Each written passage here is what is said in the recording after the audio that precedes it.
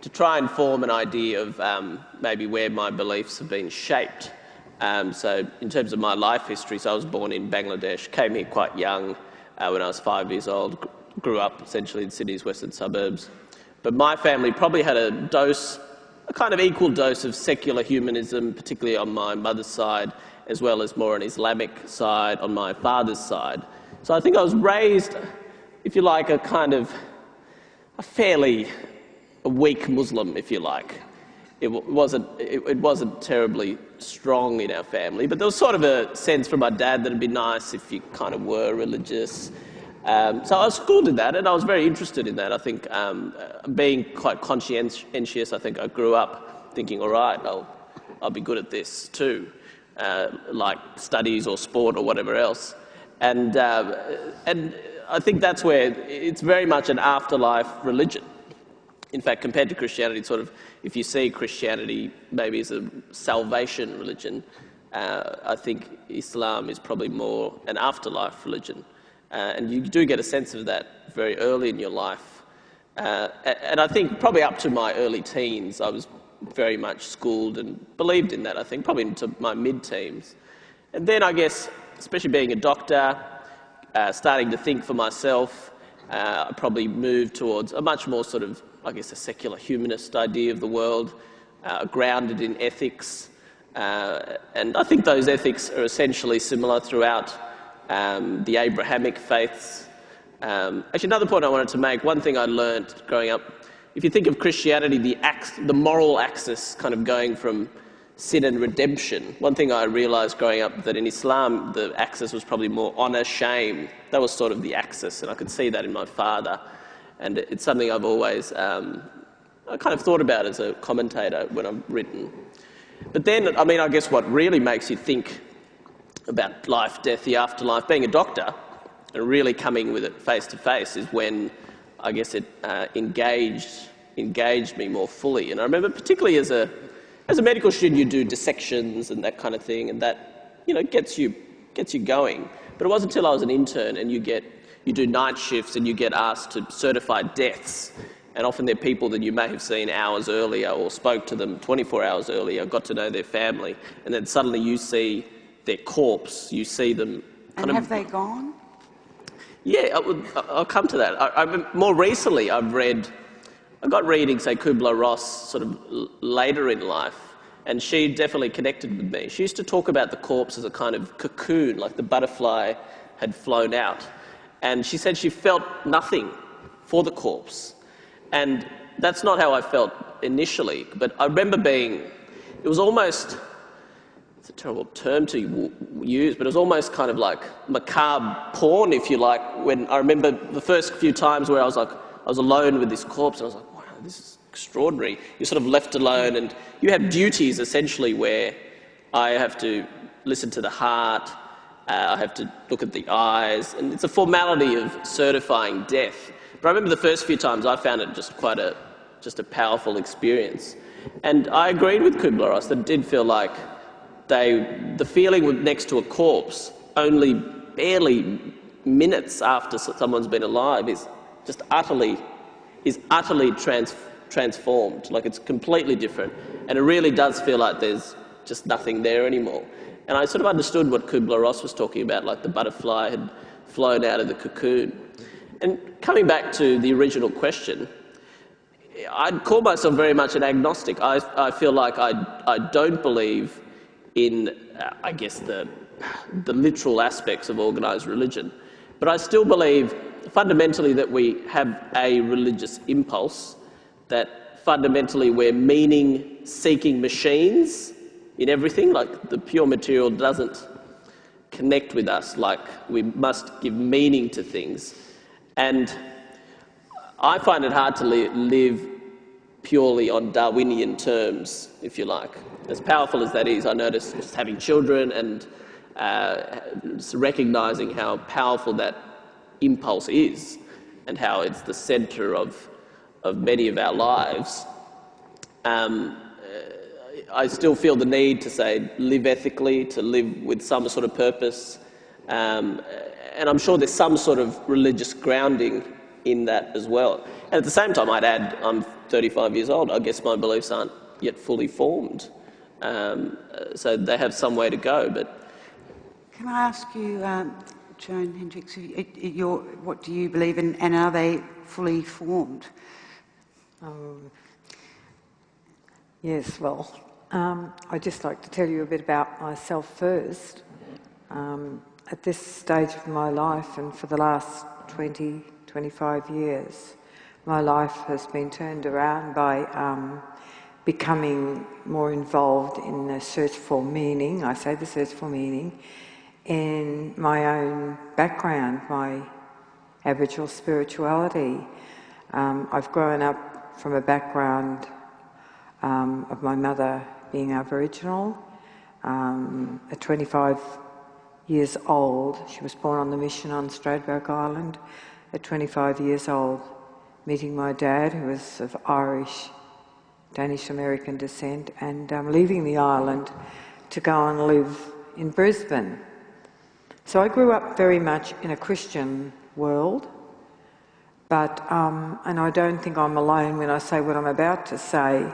I often say to people before I go into it that I am an Aboriginal woman, and today my deep roots are in my Aboriginal spirituality, but I respect my Christian background as deeply now as I do my Aboriginal spirituality. But for most of my life, living as a Christian, and there's many reasons. I think people will know the political side of our world, why mothers like my mother didn't introduce us to our own religion. When she had a sister who had 7 children removed when I was a very little girl, it stopped people from being who they should have been. But I was a Christian, and very strongly, my dad's family were very strong Christian. My dad couldn't go to church. He and Mum couldn't get married in the church because she wasn't the same religion, Catholic. And so we grew up and became this band of kids that Dad insisted that we were to go through all the rituals and ceremonies of being Christian. But I grew up and went to church and didn't have the deep-rooted connections that I have now with a God. I believe there's only one God. We all belong to one family, one creation. And that I grew up because of the fear of going to hell. But I know now that that's not the case. And as I keep on saying, I'm very deeply and passionately involved in working with the children on the island, in the Christian faith, but that they're taking their Aboriginal spirituality with them. And our belief is that we come from the earth is our mother, the earth is the home of Father God, the great spirit of our dreaming, and everything we possess comes from that very earth.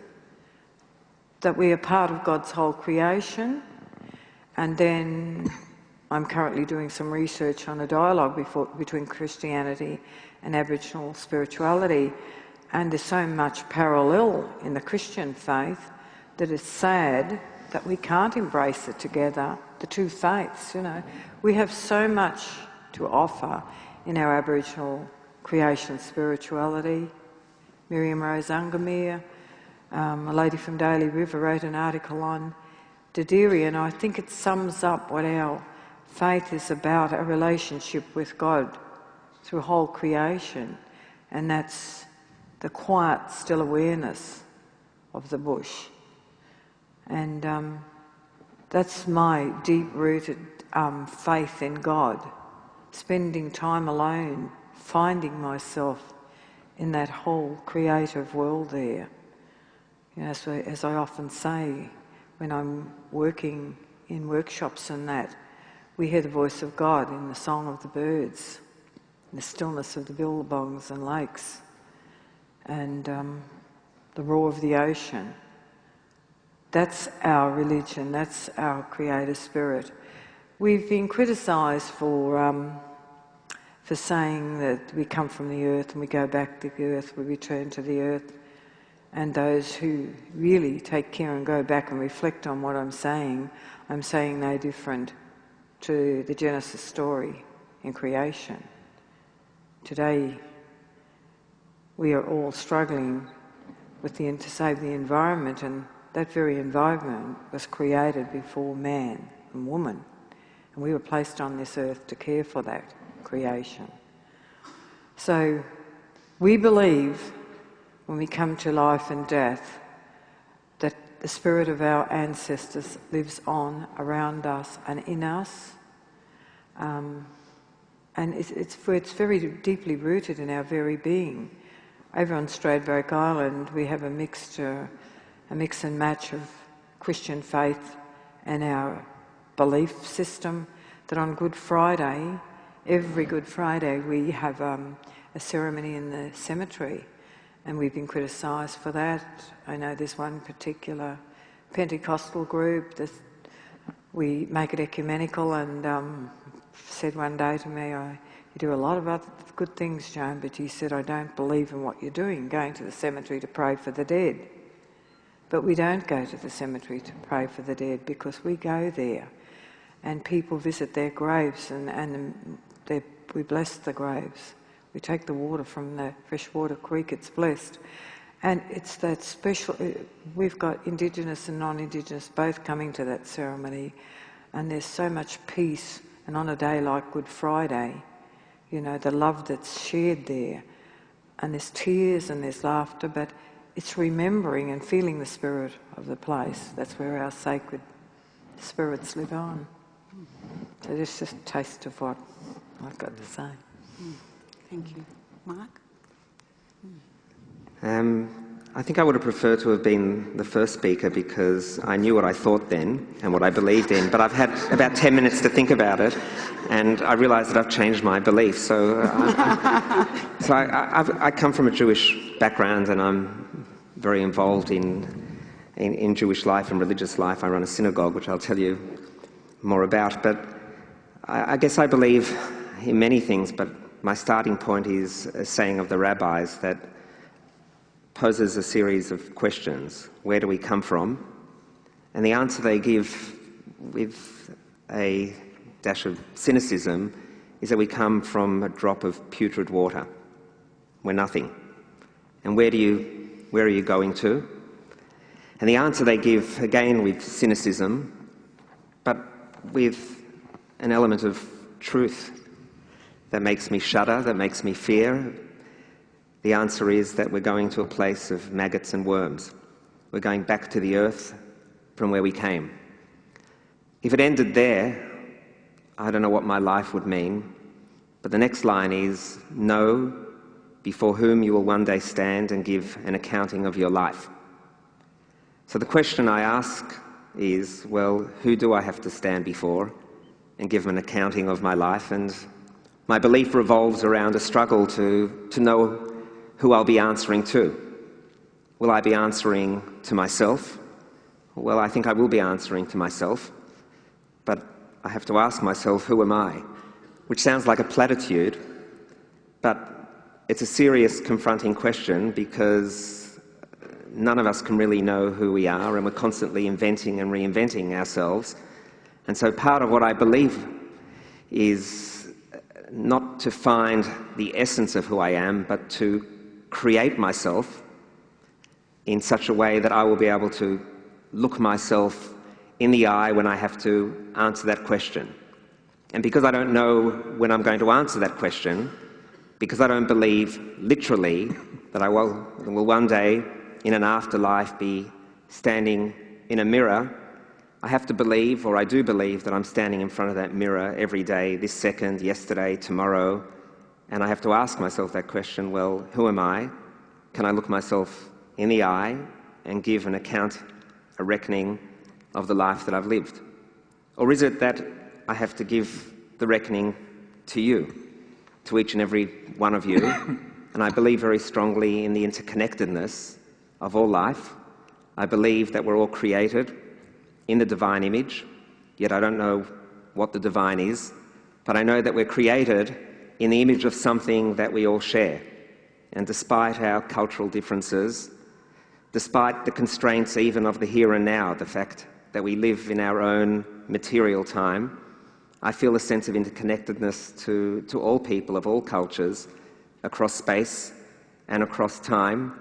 So when I think about summoning the ancestors, when I think about the spirits of the past, I don't necessarily believe in them literally as embodied souls, but I believe in it in the sense of the presence of all human beings to which my essence is connected and to whom I, in my own time, in my own life, while I can control who I am, which is every second, yesterday, today, and tomorrow, for as long as I can, I have to answer not only myself, but each and every one of you, and all those who aren't here from the beginning of time and to the end of time. And I suppose all of that adds up to my notion of what we call God. I don't know what God is.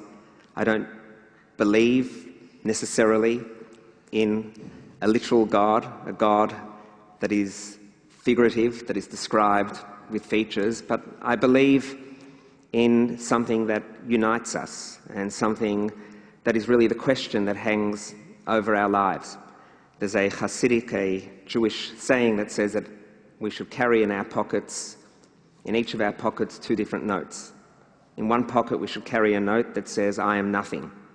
And I believe that too. I think we are all nothing, that we are all specks in this mysterious universe that we catch a glimpse of through this magnificent architecture here, but goes beyond anything we can see, that life is a deep mystery, and even if science can answer all the questions of life, there will always be a question about the questions that hangs over us, and that will always make me feel like nothing. But I also believe that I and you and each and every one of us carries in the other pocket a note that says that for our sake this world was created, that we are all, each of us, infinite, that we are all a world unto ourselves and to each other, and therefore I believe, as the Jewish saying puts it, and it's a saying that is also articulated through the Islamic faith, through the Christian faith, through all faiths, that if one destroys a single human life, it's as if an entire world was destroyed. And if you save a single human life, it's as if the entire world was saved, because each of us is infinite, and so we mirror the infinity of the world, 1 + 1 + 1. And I perhaps have witnessed that through my own upbringing. My parents are both survivors of the Holocaust, and they have literally looked into the fires where their own family was lost and witnessed the absolute death of one person and another person and another person, world after world after world destroyed. But I have also seen through their stories the people who saved my mother's life, for example, where she was hidden in a black hole in a forest for 3 years of her life when she was aged 6 years old, like a rat hiding, like that note in the pocket that says she is nothing. But one peasant woman from Poland brought her food every day to that hole, risked her life and the life of her own children to save her. And so therefore I've seen how human beings can save other human beings, create new worlds of which I am a product. And so I believe ultimately in the power of humanity, in our ability to fashion worlds and to choose to make choices about the world that we want to create, that we want to live in, and that what we want to be a part of and to pass on to future generations that will be part of us as well. So there was no problem with that new belief system. It just came up now. Robin. I could just say I believe with what he believed, but I agree. I was hitchhiking in 1966 from Sydney to London, and I went through Pakistan, and that was the only place that had very difficult forms that if you had religion there and you put a pencil through it, they said, oh, no, you've got to put something down. And so I fought their instruction, but eventually I just put congregational hedonist. And it was such a long pair of words that they were most impressed, and they all agreed, and that was fine. And so I always wrote that. And years later, I reflected on it, and it's probably true. I'm congregational in the sense that I like being with a variety of people. And I'm a hedonist in the sense that I think that we've got a whole number of appetites.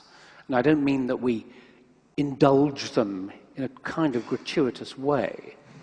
I mean that each day has got its amazing succession of experiences, which began, for instance, last Sunday for me, because I don't believe in God and I don't go to church. But there, when I got up, the first thing I saw was a pair of king parrots on my deck having a feed from the seed bowl. And that was fantastic.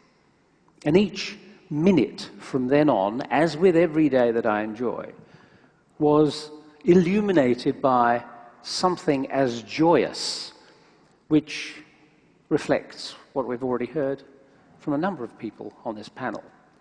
So it seems to me that there are a great number of things that one can really enjoy without a belief necessarily in a God.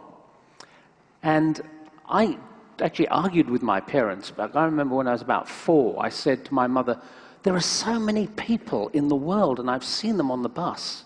Surely one of them might be Jesus. And she said, yeah, sure, that might be the case. But never during my average day, or any day really, does the concept of a God arise in any way, except maybe in your field, Sally, anthropologically. I'm fascinated by the fact that so many people in so many cultures, nearly all cultures, have some sort of religious belief and a concept of a God, and you ask yourself, well, why is this so? And you can imagine during the first 180,000 years of human existence, before there was Federation Square and electric light and taxis and television, you're lying out there in the open or maybe even in a cave thinking about what? Why are we here and what's it all about? And you're in a small group and sometimes you're worried about the other group which might be hostile. And so you can see why there would be religions that unify people in groups. There are lots of ways that you can talk about the evolution of a conception of God. But there was an argument actually between Darwin and Wallace about this very question. Because Wallace would say, why should we have evolved in a way with our brains and the way we think about what we believe and who we are, in a way that we are, say, like this panel and you sitting talking about philosophy? Why aren't we just equipped simply to deal with rather more mundane things? Why do we have a capacity to write books and think about Jewish history and to think about love of land? You know, this is a very sophisticated thing. Why didn't God compromise and make it a lower level brain? And this is an interesting question. And Darwin's answer, if he'd have put it in a way that, for instance, Stephen Jay Gould might have, in that if you're developing a brain that has the capacity for language, which is food over there, let's organize, or enemy over there, let's run away together. In other words, you plan, you communicate, you're far more efficient, and you've evolved this brain. Well, there are all sorts of side benefits, like this philosophy, like the conceptions that we talk. So, for me, belief in ideas is fundamental. Every day you can relish them. You know, why are we sitting here in a row? Why is it that we get on? I'll finish on this because there are two aspects to the misery you talked about. I went on a school trip. I'm very old. I went on a school trip in Austria. And when I was born, Hitler had 14 months to go. But on my school trip, we went to Mauthausen, which is the concentration camp. I actually went to see it. And in my Vienna, where I was growing up, I once went to get the teddy that my younger brother had thrown under the bed. And I looked under the bed, and there was someone living there, a young woman who'd been there for 3 weeks. You know, this was Vienna, post-war Vienna, of such horror. And I'm used to that, and I think of that every day. And I believe in the terrible things that people do to each other, and I also believe in the great things that you talked about, being fed in the forest. And it seems to me the thing I believe in most of all is we have a capacity to be the latter but God knows how we avoid becoming so evil as we have so often. And I believe we might achieve it, but I don't quite know how. One of the most sophisticated things that the human brain knows of is that it's going to die. We're the only species, apparently, I mean, you may know otherwise, but as far as I know, humans are the only species that actually are aware that they're going to die. Your Occam's razor would say that you die, that's it, it's just the long sleep. Is that what you think? I'm probably the only person in the hall who has died. I died for 47 seconds in 1988. And it was just like having the light turned out. And then I woke up again. Like a general anaesthetic? Well, it wasn't. Yes, in some ways it was, because when I actually came round, I wasn't there to perceive being there. I saw disjointed floating images without my perceiving them. It was like being a spectator in a dream without actually being you. And it was only when I had enough grunt oxygen for the brain that suddenly it all became together and it was back to normal. But during that period, yes, the brain is operating in a different way and you are not yourself. So there was something there? No, there was nothing there apart from someone asking for my tax file number at the end of the tunnel. No, when the light went out, you were gone. You're quite right. Tanvi, do you agree? Is it when the light goes out, is that it? Or, I mean, how do you reconcile your medical background and the corpses with your Muslim background and the emphasis on the afterlife? I guess just to try and distill some of the ideas, I mean, I think part of the reason we discuss the afterlife is that we need to feel that our lives have meaning and have significance. So hence, I guess I'd go to some of the sort of Jungian ideas of archetypes, and we've heard various themes, and I think all religions, if you strip below, and something you'd be familiar with, Sally, being an anthropologist, often the themes are quite similar, and it's almost a yearning for what they may desire on this world or may not have. So, i.e., Eskimos' idea of afterlife is a burning furnace sometimes, whereas, say, the Islamic afterlife almost speaks of men dying of thirst in the desert, where their heaven is sort of grapes and rivers and flowing rivers, this kind of thing. So for me, the whole notion of afterlife speaks to our yearning to feel that this life is significant. Just touching on something else, in terms of a secular notion of afterlife, I've certainly heard lots of stories about the idea of the kind of primordial light, which is quite consistent, which a lot of people have spoken about. But by and large, certainly the rationalist in me would say that it can be explained neuroscientifically. And I think there's some evidence to suggest that as well. If you could distill ourselves into, are we sort of bits of information, or going back to the brain,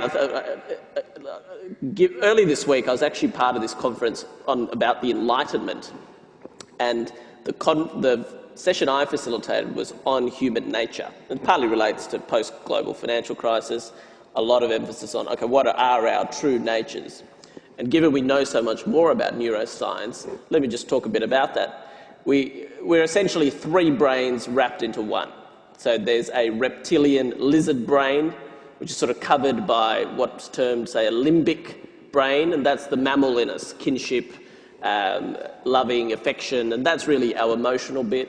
And on top of that is our cortex, which is our rational bit, and that's bigger than any other animal, any other primate. And in some respects, I guess we're talking about that bit. Why do we have so much of that bit? And what does that mean? So in terms of this world, the beliefs that gives me is that reason, and we heard talk about ideas. I do have strong beliefs that reason to a large extent governs civilization, but at the same time it's not enough for us either. And I think that ties very closely to the nature of our brains. We're instinctual creatures that are kind of coloured or overlapped by reason on on top. Ultimately, me as a doctor, I think more as a psychiatrist, I see regularly how when people's lives are in tumult or when they're overturned, particularly say through a death of a loved one or a loss of a job, or when their sense of selves is essentially wiped out or doesn't contend with their sort of prior narrative, how that challenges their beliefs about themselves and why they live. And in some respects, I'd agree with Robert saying, I'm not sure the afterlife is necessarily an absolute necessity to give this life meaning. I would have thought you could do the opposite. It takes away meaning if you're thinking, well, it'll all be fixed afterwards, so we can be very, it doesn't really matter what happens now. But at the same time, I think the idea of, say, a virtuous life, of a life of contribution, is still grounded on, if you argue that secular ethics, particularly in Western civilization, is still rooted in Christian ethics, it's still grounded in a religious basis. The notion that we should be living, say, a good life. It still has some overlap. I mean, why should we lead a good life? If we could raise that question if somehow we're not necessarily up for judgment. Well, could I give you an example very briefly? Because Sarah Hurdy, who's an animal behaviour person, said, isn't it miraculous that we all get on a plane, as we often have done today, some of us, and nobody fights? Because if you put 200 chimpanzees on a plane, half of them would be dead by the time you landed at Melbourne. Now, the reason we do that is you have to make societies work, because otherwise they just fall apart, as they have done so often. So we have to have rules, we have to have the enforcement of rules, and goodwill, otherwise we all come crashing down. Oh, well, I guess what I'd say to that is, religion has, the more we've learned about the brain, and especially our instinctual natures and how they can be hijacked, there is a conservative part of our brain, not to the point of Hobbesian kind of bleak, dark ideas, more that religion, family, institutions, it provides a sort of tacit knowledge of human nature. So it has a constraining, civilizing influence, which has basically allowed us to form civilization, have sophisticated society. So on a very practical level, I think it served that purpose very well. And I think one of the challenges we have now is that modern affluence makes many of us think that it's perhaps not needed. And I think many of the debates going on around the world, tie into that. That is our brain, can it cope with modern abundance? And in Western societies, I think the biggest longing or the biggest deprivation we have is primarily psychological in nature. So this speaks to our instinct for meaning, religion, and possibly the afterlife. Joan. Oh, don't start me. Well, I'm just going to be a bit scary now, because I'm just sitting here and thinking, here we are, the original inhabitants of this land. It's now recognised throughout the world. We have the oldest living culture in the world, proven now in the Kimberley region that we've been here for 70,000 years. And we've had civilisation in us. Oh, no, I shouldn't say that. European settlement in Australia now for 222 years. And the devastation of our communities throughout Australia, where they are now today, and yet the religion I talk about survived here for 70,000 years. And the three basic principles of keeping that alive was respect, learning respect for the land, people and places, the two most important elements of creating that spiritual connection to Creator God, to Mother Earth. You learn to have relationships with the land, the things I started off with. And there wasn't any need to search for meaning. Why? Elders who still are very much in tune with life as it was will tell you why it wasn't a part of our life. And I think it's the modernisation, the search for meaning, who created the world? Was it the big this or was it the big bang that or whatever it is? We didn't ever question that, is my understanding. And yet when we parallel that, and I talk a bit about Christianity. I have also been part of an intra-religious dialogue internationally for 2 years, where we looked at the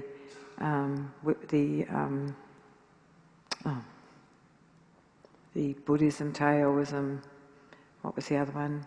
Well, the Islamic religions, and then the oral religions like ours. And the focus was forgiveness a means of peace, and the spirit of religion. And then I think here and listen to us talking here together, and for us, if we want to tune in to Christianity, the whole New Testament stuff is very foreign to us because it hasn't got any roots for us. But yet when we go back to creation and the Islamic and the Jewish, there's common threads. And this is where we're starting now to bring some sanity back into our own religion. There's common threads there with our religion. So I just like to say, with absolute respect, when I hear people talking about we're continually, and that's the nature of humanity today, of life, that you know, this whole move forward, modernisation, it's creating a world that we have to keep searching for meaning. And in that, I think it destroys the foundations of all our religions, because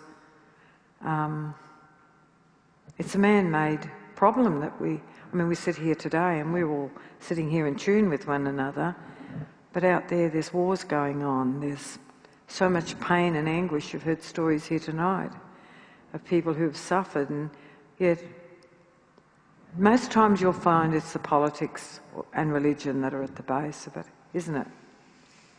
So how do we fix that? We can sit here and share our thoughts tonight and that, but we've got to find the common thread back. I'd like to let the audience know that pretty shortly we'll be throwing it open for questions for you, so get thinking about them.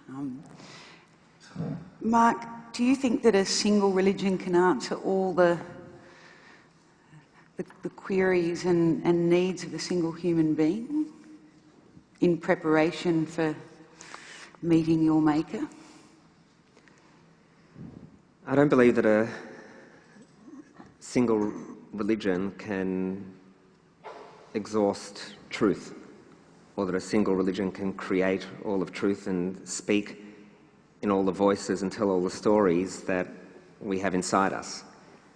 I think that individuals can create their reality inside single religions, but there's no such thing as being inoculated from other traditions, other voices, other value systems. I think that all of our lives, consciously or unconsciously, are negotiating different value systems, different voices and different stories that we hear from contemporary traditions and from the past. I know for myself that my Judaism has been a very important force, an important impulse. It's been a voice or a series of voices inside me that allow me to negotiate, or more to create a world. I think that the stories about God as creator are not stories that I believe in literally, but I believe in them in a more powerful way than anything that literalism can communicate to me. They're the stories that provide frameworks of meaning around me. I don't think that there is any way that human beings who are conscious, who are living, who are part of this world, and I'll say something about the afterworld, can avoid meaning. I don't think it's a fantasy of sort of secular scientific rationalism to believe that we can be the anthropologist, the objective observer standing on neutral ground that looks into other people's constructs of meaning, and that somehow secular rationalism is the essential reality, the ground that is built on fact.